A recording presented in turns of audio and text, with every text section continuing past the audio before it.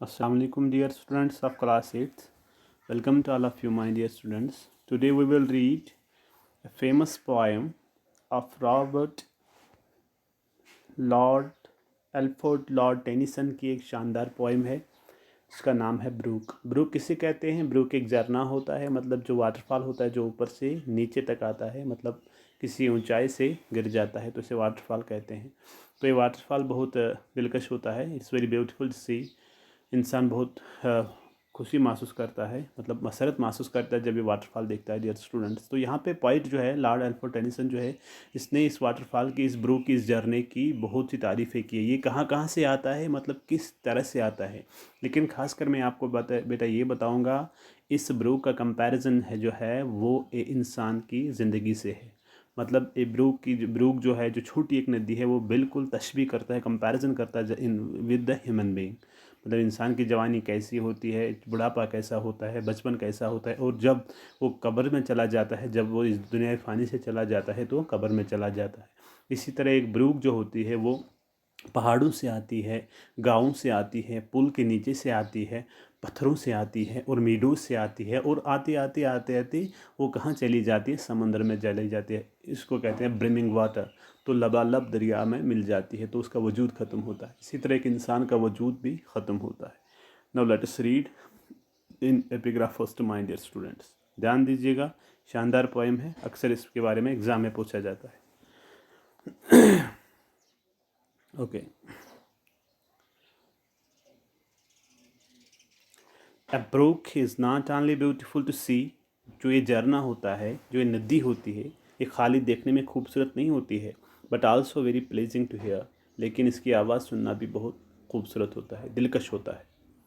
It's water makes melodious sounds. इसका जो पानी होता है, इसका पानी मीठी आवाज़ें निकालता है। मतलब यहाँ भी मेगावाट है, आप नीचे देख सकते हो, आपके वहाँ पोइन में जो ऊपर से वाटरफॉल आता है तो उसकी आवाज़ बहुत खूबसूरत होती है, मतलब सूदिंग वॉइस को हम कहते हैं, दिल को छूने वाली। थ्रू वुड से जंगलों में आती है एंड वैलीज और वादियों में आती है ये brook. The brook personified in the poem. इस पोइम में जो पर्सोनिफाई किया गया है, हाईलाइट किया गया है, जो फोकस किया गया है, मेन चीज़ वो है brook. Narrates the story of its musical journey. जहाँ से ये आती है बेटा, मैंने ये पहले ही बताया आपको, ये कहाँ कहाँ से आती है, तो ये हम पोइम में पढ़ेंगे। मतलब ये अपनी म्यूज़िकल जर्नी बयान करती है, मैं किन चीज़ों से आती हूँ और कहाँ चली जाती हूँ, और क्या क्या, मतलब किन किन मुश्किलों का सामना करना पड़ता है, या कौन से नज़ारे क्रिएट करती हूँ मैं and along this places.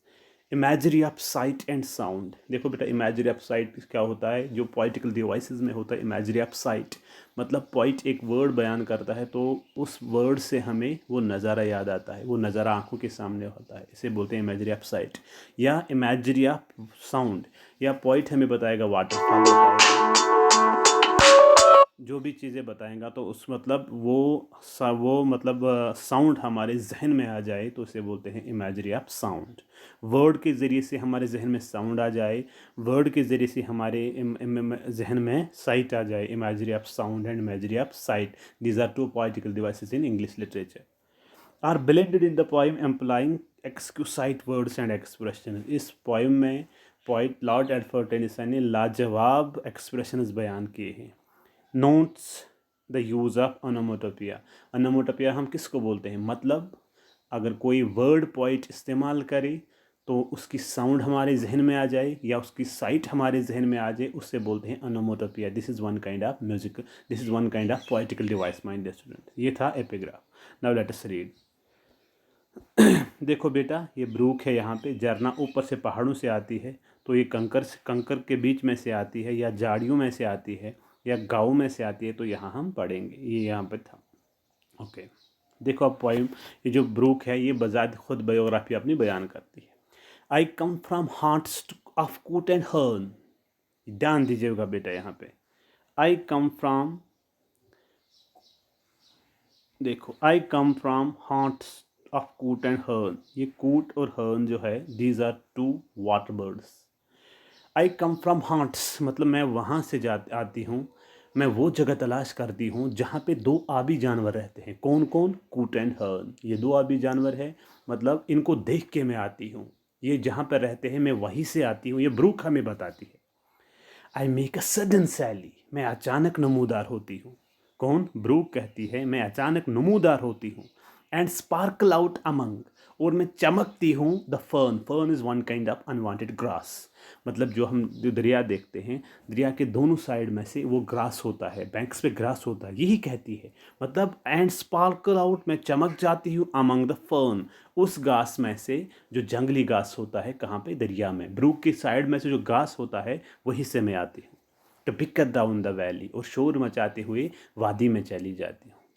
Bye 30 hills I hurry down, मैं 30 पहाड़ काट के आ जाती हूँ। ये अपनी जर्नी बयान करती है। कौन? ब्रूक, इनिशियल स्टेज में। बाय 30 हिल्स, 30 पहाड़ काट के आई हरी डाउन, में नीचे आ जाती हूँ। Or slip between the ridges, और ढलानों पे मैं जाती हूँ। जो ढलान होते हैं मतलब उबड़ खबड़ रास्ते होते हैं, कहाँ पे? पहाड़ों पे, वहाँ से मैं नीचे आ जाती हूँ। बाय 20 थ्रोप्स, मैं 20 गाँवों काट के आ जाती हूँ। ए लिटिल टाउन, और एक छोटे कस्बे से निकल के आती हूँ। And half A bridge and half 100 bridge, में 50 पुल निकल के आती हूँ, मतलब 50 पुल से नीचे से मैं गुजर के आती हूँ। Till last at Philip's farm, आखिरकार मैं कहाँ होती हूँ? फिलिप्स के फार्म तक आती हूँ। आई फ्लो, वहाँ तक मैं बहती हूँ। ये जो फिलिप का फार्म है, इंशाल्लाह हम अगर स्कूल खुल जाएंगे मैं आपको इसका प्रेजेंटेशन बताऊँगा। Till last by Philip's farm I flow, और आखिरकार मैं फिलिप के फार्म तक आ जाती हूँ। To join the brimming river, और लबालब जो भरा हुआ होता है पानी से, उस दरिया से मैं मैच कर जाती हूँ। फार मैन में कम and men may go, but I go on for ever. देखो बेटे यहाँ पे क्या बताता है ब्रूक, ये बताता है फार मैन में कम and men may go, but I go on for ever. इंसान आते जाते रहते हैं, लेकिन मैं हमेशा चली जाती हूँ। मतलब इंसानों का तकदीर बराबर इस ब्रूक के साथ है। ब्रूक ख़त्म नहीं होती है, लेकिन इसका वजूद समंदर में ख़त्म हो जाता है। इसी तरह इंसान का वजूद कहाँ पे ख़त्म होता है? कब्र में ख़त्म हो जाता है। ओके, ये यहाँ पे एक ब्रूक का नज़ारा है। ये जंगलों से आती है और उबड़ खबड़ रास्तों से आती है, कंकरों से आती है बेटा। ओके, ये था पार्ट फर्स्ट। इंशाल्लाह रहमान मैं आपको कल आप इसका पार्ट सेकंड बताऊंगा। Thank you my dear students.